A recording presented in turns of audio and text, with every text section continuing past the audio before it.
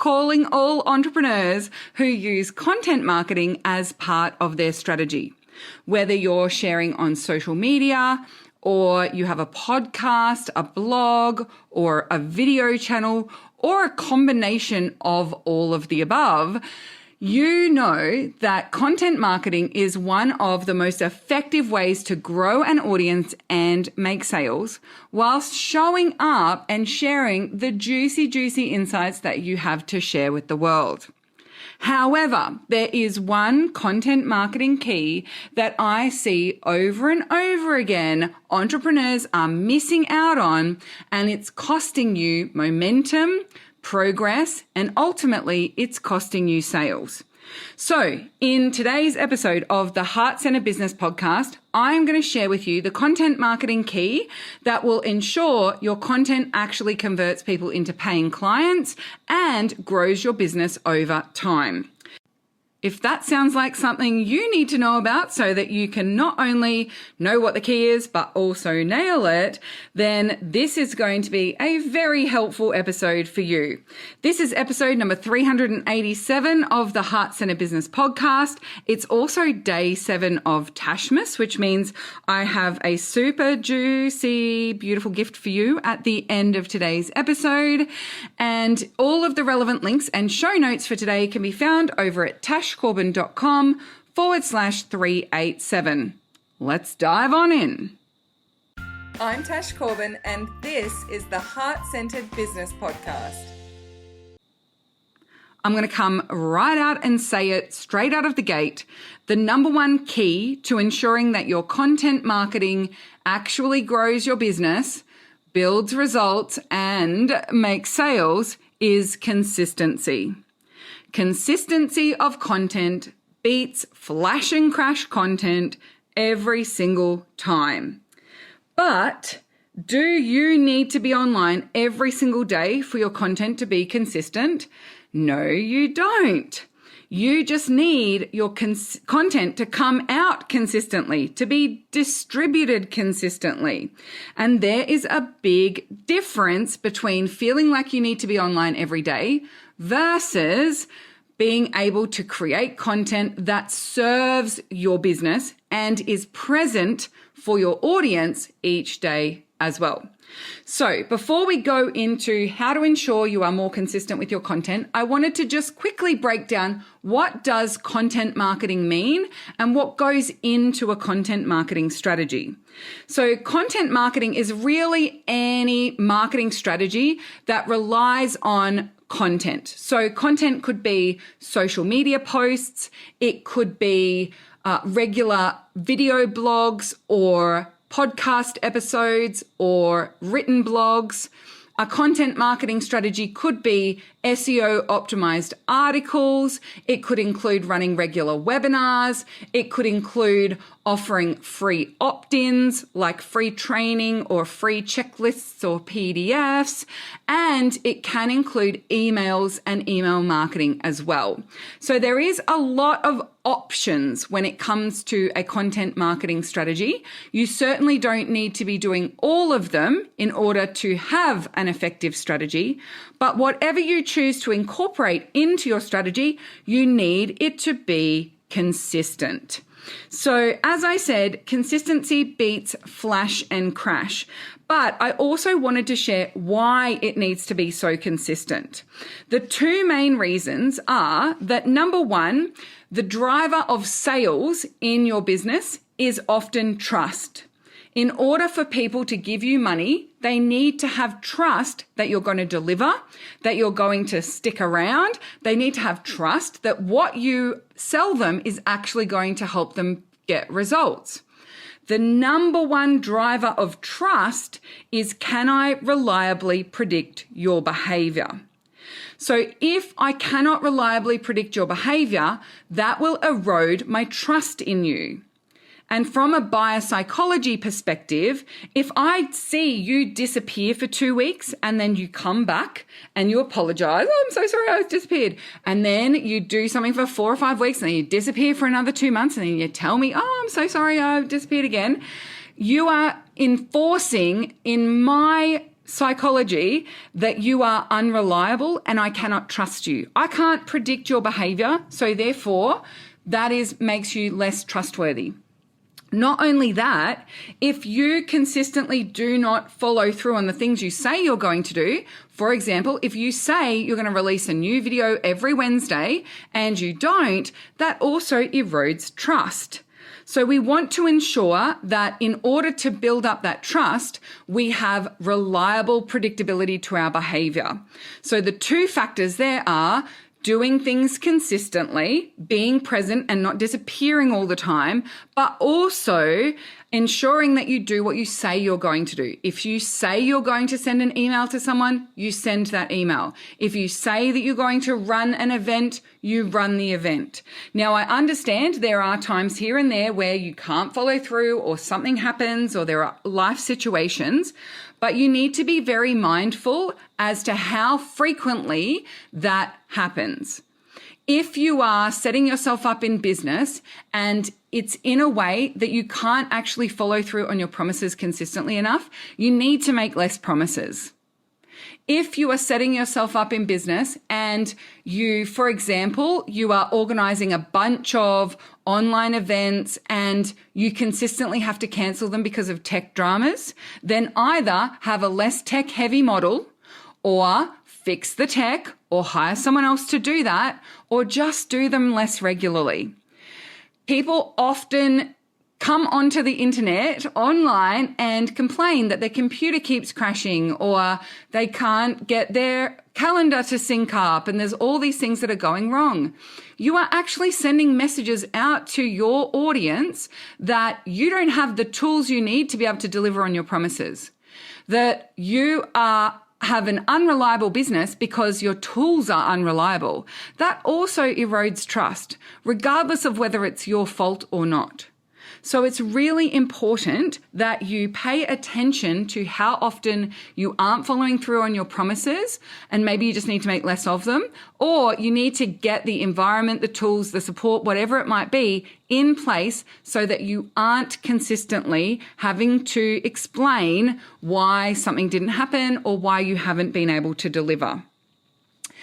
On the algorithm side, we also have drivers of consistency that are very important.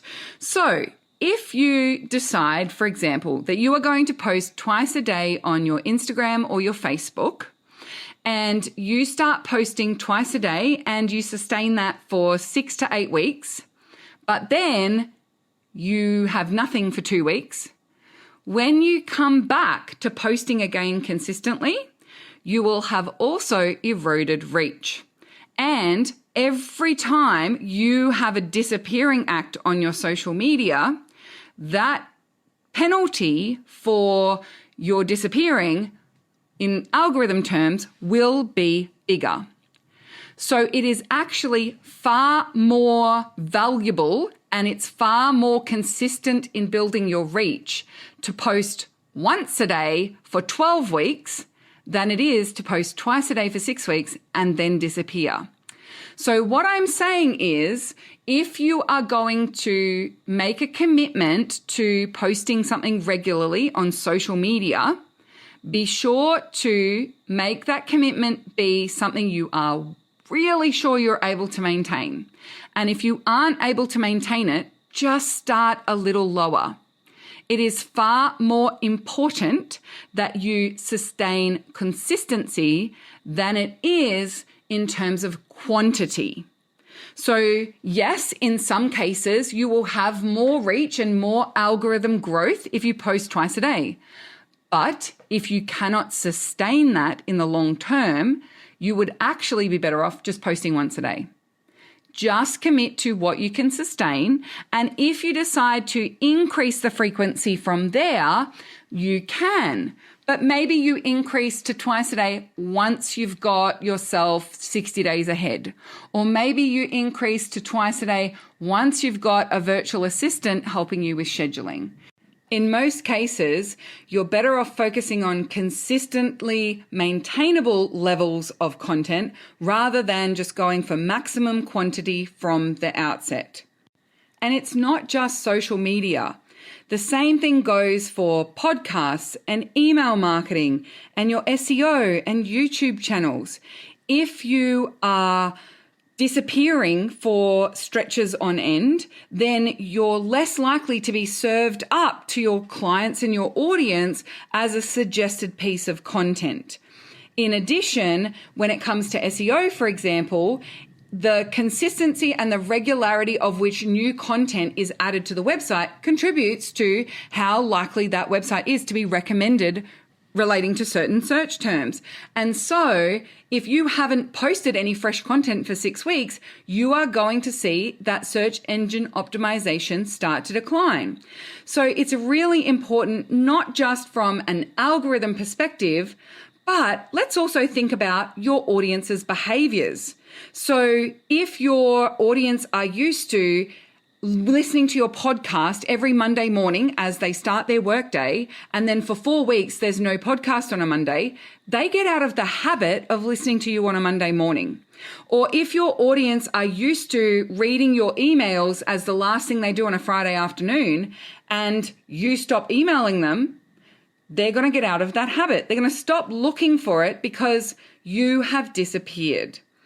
When it comes to your email marketing, for example, if people haven't received an email from you for 6 weeks or 8 weeks, or I've heard stories of even 5 and 6 months, that first email that you then send when you start emailing your list again regularly is going to get a lot of unsubscribes. You may even get some spam reports because people forget who you are. And those spam reports and those unsubscribes contribute to a lower deliverability rate. So the emails will start to go into people's junk mail. The emails will start to go into the promotions tab. Some emails will also even just block you being able to send them because you have a poor deliverability score.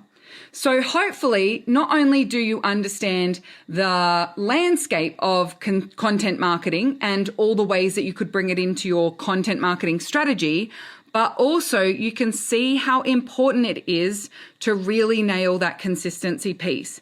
It absolutely is one of the most important keys if you're going to use content marketing as a core part of your marketing strategy. I do have some very practical ways that you can improve your consistency without having to be online and doing the same thing every day.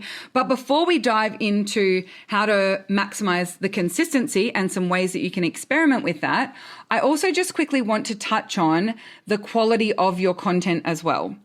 Because something that can happen if you are focused on consistency alone is that you consistently share poor quality content, or you consistently share content that doesn't actually do its job. It's not optimized to achieve its goal in your client attraction process or in its part of your larger marketing strategy.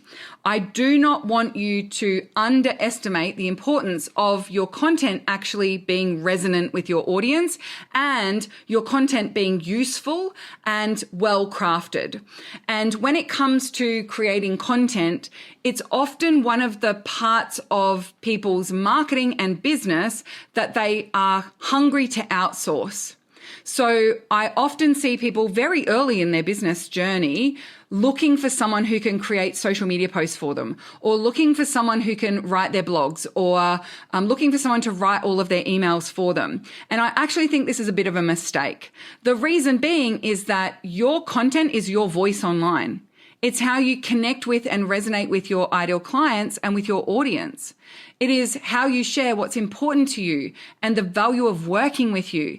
And if you can't learn to express those thoughts, that value, and if you can't learn how to find your unique approach and your unique voice yourself, then trying to expect someone else to do it for you, I think is quite flimsy, right? Like it's really difficult to get someone else to be your voice online. So I just wanted to touch on that one because I also see that these days, rather than outsourcing to another human to create content for us, there is, of course, this move over to outsourcing content to AI. And a lot of the reasoning behind doing it is that people think that AI will do a better job, or AI will do a better job in a faster time, or that AI will be able to do it in a way that actually works for marketing because you don't have the skills of writing in a marketing way, or you don't have sales appropriate writing skills or things along those lines. I want to reassure you that AI is not very good at writing messaging for online businesses. AI is no good at content creation. AI is terrible at expressing the value proposition of working with you. What AI is great at is reading the internet for all of the terrible content that other people have created, all of the stuff that is out there already, and trying to create its own version of that specific to the prompts that you've given it. That's what AI does. And so if I can do one thing from this episode, other than help you be more consistent, it's to reassure you that your imperfect content that you created is going to be 11,000 times more effective than anything that AI can produce for you. Not only that, AI is becoming far, far easier for us to predict and detect. There are so many phrases, terms, emoji use. There are so many things that make AI created content really easy to spot these days. But even for people who struggle to spot what is AI generated, there are now plugins and tools that you can use to tell you what is AI generated. So I have that in my browser. I have that on my computer. And so every email that I read, every piece of content I see on social media, every website I visit, every piece of content that I consume, every article that I read, I have a tool that on the very side of my screen, it tells me what likelihood is it that this is AI generated content and what percentage of this content is likely AI generated. So I see if a piece of content is 80%, there's an 80% likelihood that this was generated by AI, and it's likely 100% of the content was generated by AI. And it's really fascinating to me, actually, because it's often the people who, when I talk about AI, are the first to defend it, and they're the ones that say, oh, well, I don't just copy paste what AI generates. I make it my voice. I change it to be the thing that works for me, or, I make it very unique and I put my own flavor to it. As far as I can see from my AI detection tool, most of their content is 100% likely to be generated by AI and 100% generated by AI. So I do think it's something to be mindful of. I also have other really wild predictions to make around the future of AI and what using AI to create content on social media in particular is going to cost you in the future. I won't go into that in detail today, but I just want to say there is going to be a cost to you using AI for your content. If there isn't one already, there is going to be a cost to that in the future. And by the time we realize what the cost is, it will be too late to go back. So, Meta has been very, very open and have shared that they have AI content detection on all of their platforms as well. And not just who has used the Facebook AI tool to generate their content, but they're also measuring how likely is it that this content was generated by AI.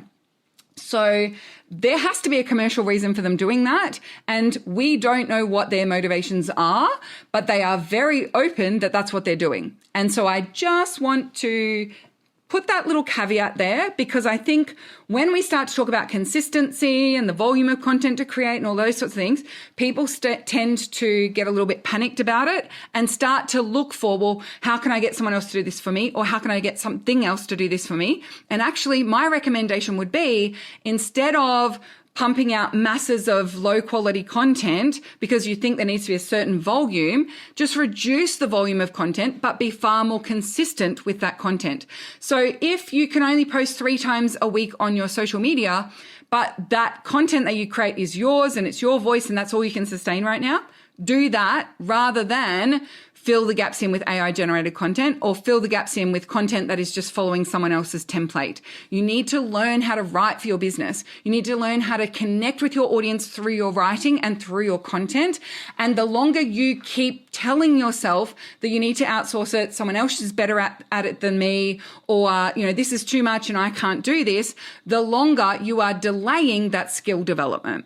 So I won't say any more on that because I want to get into the consistency tips, but I do think it's an important note for us to make. So how do you improve your consistency of content as a business owner, and how can we do it as easily as possible? Well, I have a bunch of ways that you can experiment with, but my number one piece of advice is experiment with these one at a time. Don't put 16 new strategies in place all at once, because your ability to maintain those is probably not going to be great. And also the effectiveness of all of those strategies can't be measured individually if you're doing a bunch of changes at once. So the first thing I want to talk about is outsourcing, because whilst I don't recommend outsourcing creating your content, you can absolutely hand over distribution. So when I create podcast episodes, all I do is create them. I don't distribute them. I don't edit them. I don't put them on the different platforms. I don't schedule them over to social media. I create the podcast episode. I write the promo posts that the podcast episode will be shared with, and then I hand everything over to my team. So there's one handover point, and that handover point is to editing, putting it up online, and then distributing it. So you don't need to distribute your content. You just need to create it. So look for ways that you can outsource that distribution, whether that be to a human through like getting a VA to do scheduling for you, or creating into a scheduling platform that schedules that content out for you. Now, in the past, I've talked about the difference between using the Meta scheduler that's actually built into Facebook and Instagram versus using third-party schedulers. I have moved to a third-party scheduler in my business because some of the functionality of the Meta scheduler has disappeared. And I know that without that functionality, I'm far less likely to have content being shared consistently. So the consistency is more important to me than the fact that it's the native scheduler. So I've actually moved to a third party. Now, I know that that will often result in a dip in reach of that content in the early stages of using a third-party scheduler. But I have to be honest, I've been using it now for almost a year, and my reach has not significantly suffered. In fact, I am seeing it, to levels that I'd probably only seen before in 2019, 2018, which is fantastic. So my organic distribution has not suffered significantly as a result of using it. All right, so outsourcing is a great way to improve consistency. Another one is batching. So when you are creating content, don't just create one, create multiples of that thing. So if I'm recording podcast episodes, I generally aim to record a big batch of podcast episodes. Now, I wasn't great at batching when I first started. I felt like I needed to be more responsive to my audience. And, my ideas kind of popped up and floated in at different times. And so I wanted to just, when I had a good idea, sit down and follow that idea and implement it. But the more I practiced batching up content, the more I could create little systems and habits for myself that meant that I could still follow great ideas, but I wouldn't have to particularly action them straight away. So if I have ideas for podcast episodes, for example, I actually have a little notebook, like old school pen and paper girly. I have a notebook that is full of podcast episode ideas, and I jot down what the key points would be. And so when I am in the space of recording podcast episodes, I can go to that book when I'm preparing myself, and I can go through and select which ones are going to be a good match right now, which ones I feel like creating, and then I create them there. So I'm collecting ideas at a different point to when I am actually recording the podcast. And as I said, once I've recorded them, that my job's done. I record them, I write a couple of different little promos for it, and then I hand it over to the team. So it takes some practice to find the structure that might support you to batch consistently, but I do think it's worthwhile getting into the habit of playing with it and experimenting with it. Another one for social media is similarly, just start with a small number of posts. So maybe the idea of creating 100 posts all in one go is very overwhelming and daunting to you. But if you're going to go to your Facebook page tomorrow, for example, and put a post up, why not put a post up and schedule the following 3 days at the same time as well?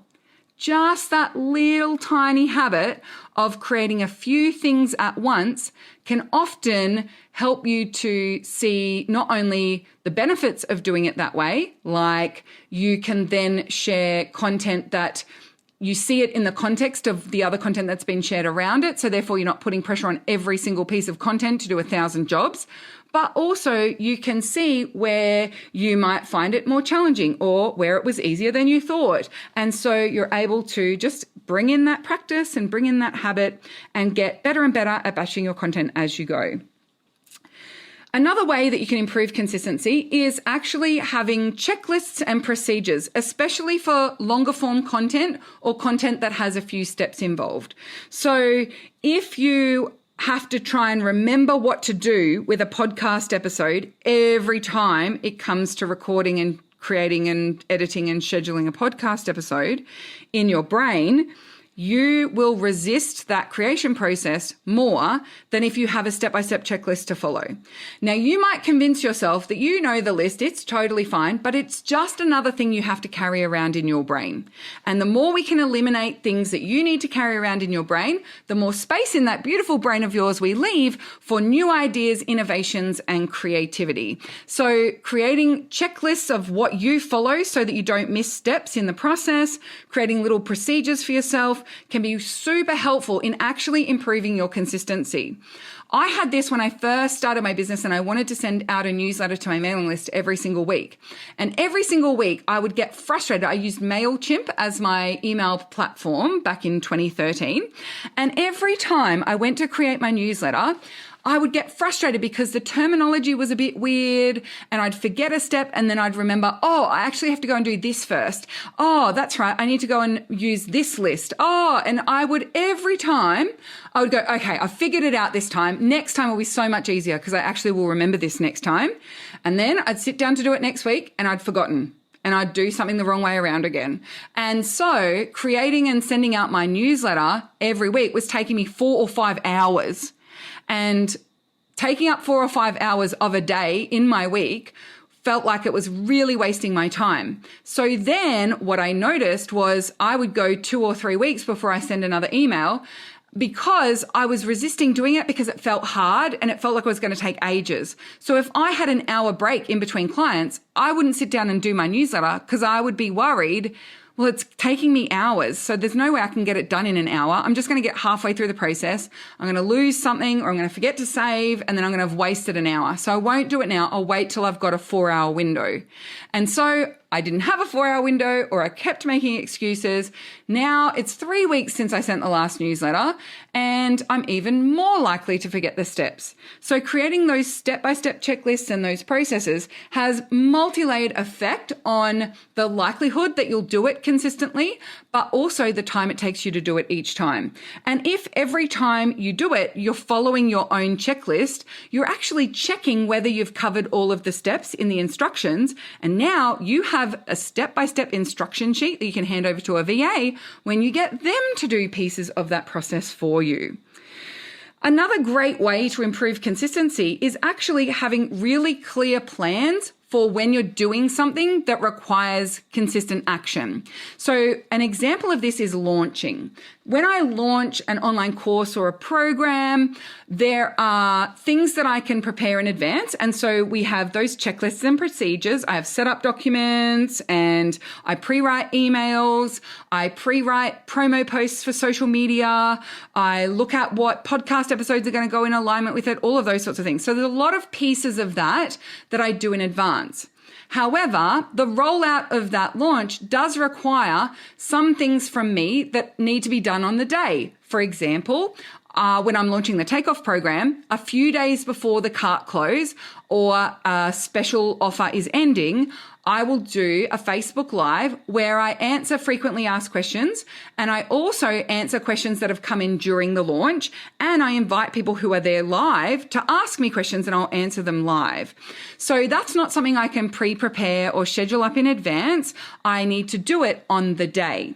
So I create a day-by-day launch planner for myself where all I need to do is each day just quickly check the launch planner and see if there's anything I need to do today.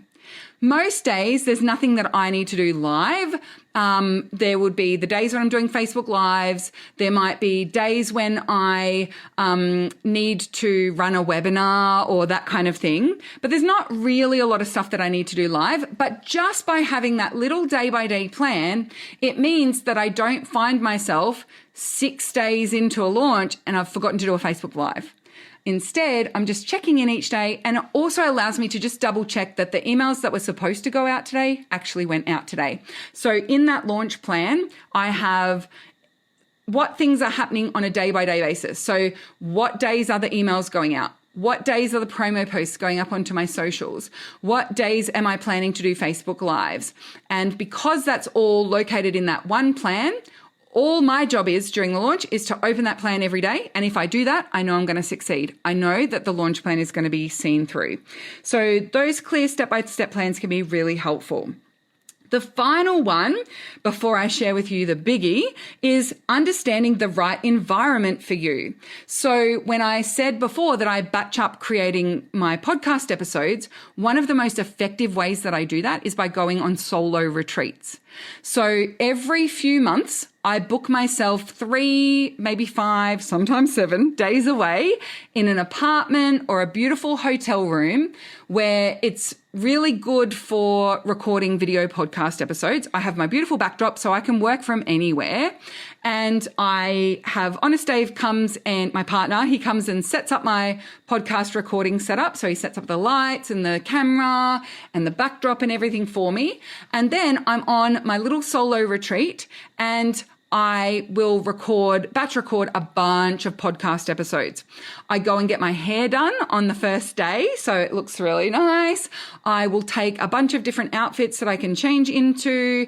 And I also have it set up so that like every day I'm doing some kind of little self-care something. So every day I go for a walk, of course, but also I might have a massage one afternoon, or I will go to the movies one afternoon. But it's like this delicious little solo week away. And the reason why I do it so consistently is because I know that is the perfect environment for me to record the maximum number of podcasts and record really effective, really powerful podcast episodes as well. And so going on those solo recording retreats is like my little magic weapon, my little secret weapon to ensuring that I get those podcasts done and I stay nice and far in advance with podcast episodes as well. So it might be that going on a solo retreat to create certain types of content is really effective for you. Now, writing emails or writing written content is not something I do well on a solo retreat. I find the process of writing, if I'm just on my own, a little easy to be distracted from. So if I have to write an email sequence, or if I need to write a bunch of content for my social media, doing that on my own on a solo retreat is probably the worst environment for me to try and do that. So when it comes to written content, what I love is co-working online with other people who are also working on writing projects, or going on group retreats. Because if I'm sitting in a room with 3 other people and we're all writing for the next 45 minutes, I am far less likely to get distracted because I don't want to distract them. So I'm someone who I love to body double. Like I love to be in the room with someone else, whether that be virtually or in person.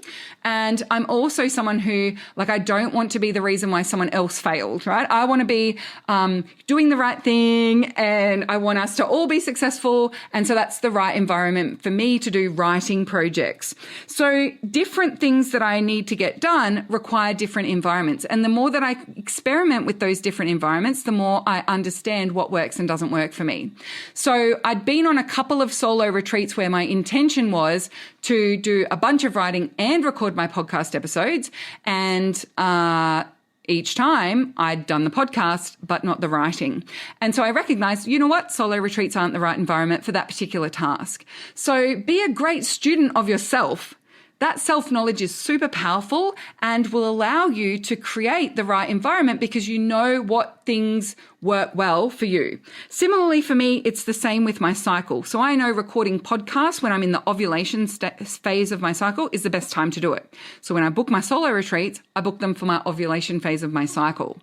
I also know when it comes to writing, I'm quite good at writing in the luteal and deep luteal and menstrual phase of my cycle. Actually, that's a good time for me to do some writing, so long as I'm in the presence and company of other people, whether that be virtually or in person.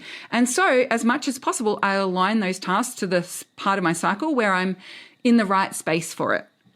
So that's a really good one. Now, another little idea, and I want to give a little shout out here. This idea is from Jodie Thornton, and I'll link to Jodie in the show notes of today's episode at tashcorbin.com/387. Little backlink for you there, Jodie. I know you're listening. Something that I saw Jodie share that she does is that she intends to hire a VA eventually, but right now she has time to do the tasks that she would normally get a VA to do, and she is not at the stage where she wants to outsource. But what she was doing, and I'm not sure if she still does this, but it was totally genius at the time, is she would go to a cafe on a day where she would pretend to be her own VA. So she would go to a cafe and she would say, be there for 4 hours, and she would do the tasks that she eventually wants to outsource to a VA in that 4 hours while she's sitting at that cafe.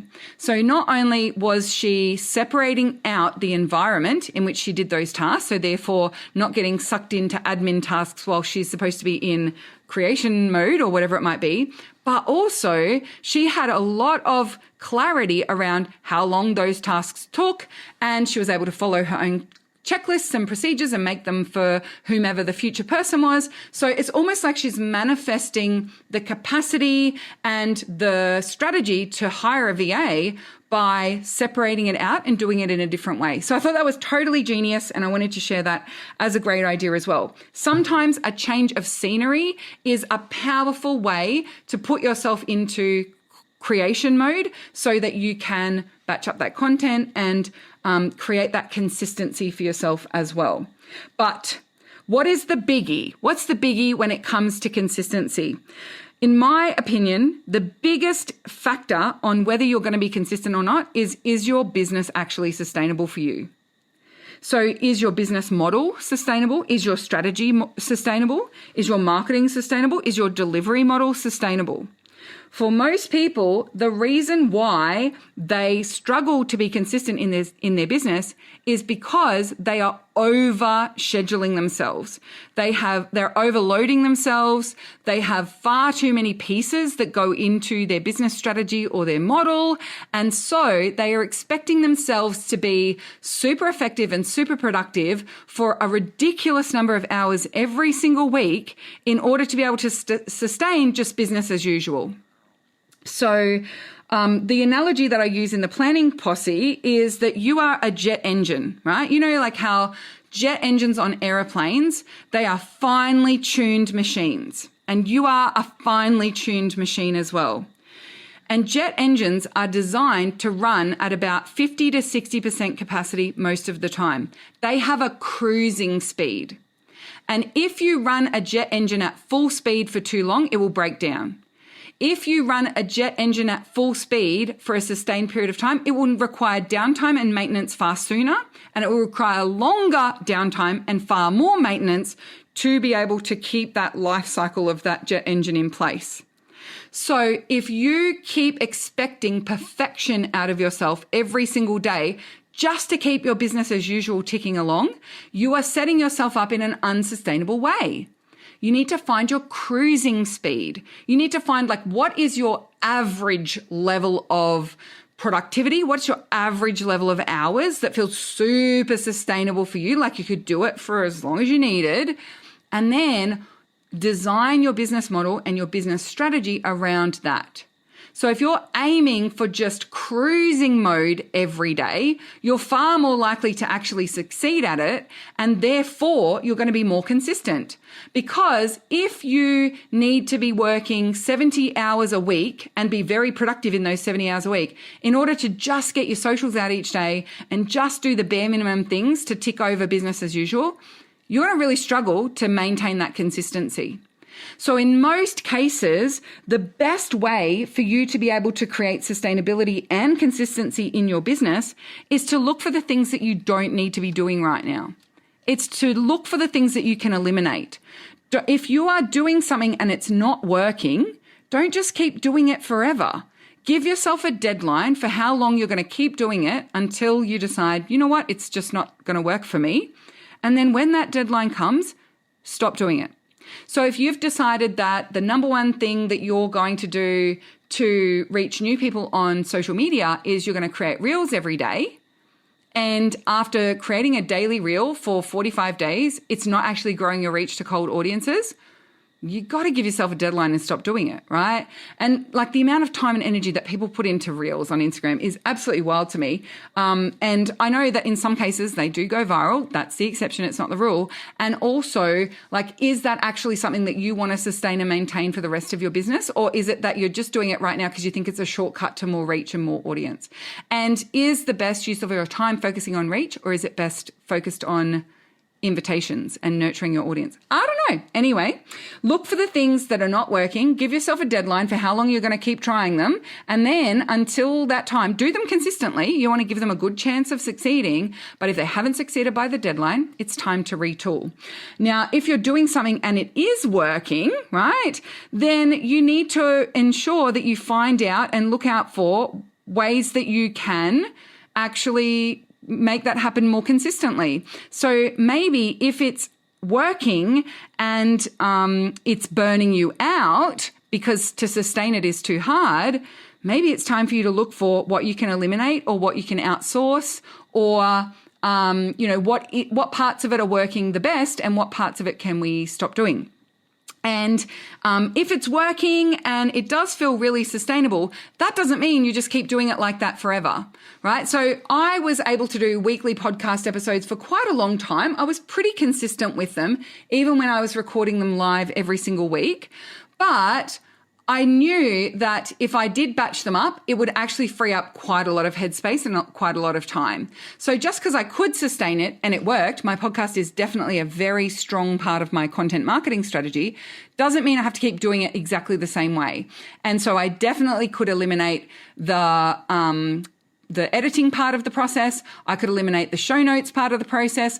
That's someone else's job in my team. And I can even eliminate the distribution part of the process. That all doesn't have to be my job. Then my next way of making it more sustainable was to batch up the creation piece. So these days, I only record podcast episodes once every couple of months or once every 3 months. It's a little bit different for Tashmas because I'm doing lots and lots of them at the moment. But normally I will do a solo retreat. I'll record 12 to 15 episodes over the course of 3 or 4 days. And that's me taken care of for the next 3 or 4 months. Done. So I just have to go on a solo retreat once every quarter and I know my podcast is taken care of. That is so sustainable for me. And because I've created that solo retreat environment that's such a luxury, amazing, abundant feel, of course I'm going to be hungry and excited to go on my solo retreat each quarter. So it's a really great way of looking at it. All right, so hopefully some of these strategies have been helpful for you and you can find some ways to improve your consistency. What I'd love to hear from you is, what is one thing that you know you need to be more consistent with in your content marketing, and how are you going to add extra consistency or create more sustainable consistency in that area? So with the show notes of today's episode at tashcorbin.com/387, you'll find a link to a post on my socials where you can come and share what you're going to be more consistent with, or what you know you need to be more consistent with, and how you are going to try to improve that consistency. And by doing so, you are going to get 2 amazing opportunities. Number 1 is I'm going to pick someone at random to win a free VIP one-on-one session with me, in which we are going to go through your content marketing strategy and look for ways to optimize it, make it more effective. Maybe we might even find a bunch of things to eliminate from what you're doing. And so I will pick someone from the comments of today's Tashmas post to win that session. So I'll put your names all into a drawer and we'll pick someone out. But also, by sharing it, that also gets you an entry into our mega draw that is happening after Tashmas is complete. So you don't just get one opportunity to win a VIP session with me, you get 2 opportunities to win a VIP session with me, plus many, many, many more prizes in our mega draw as well.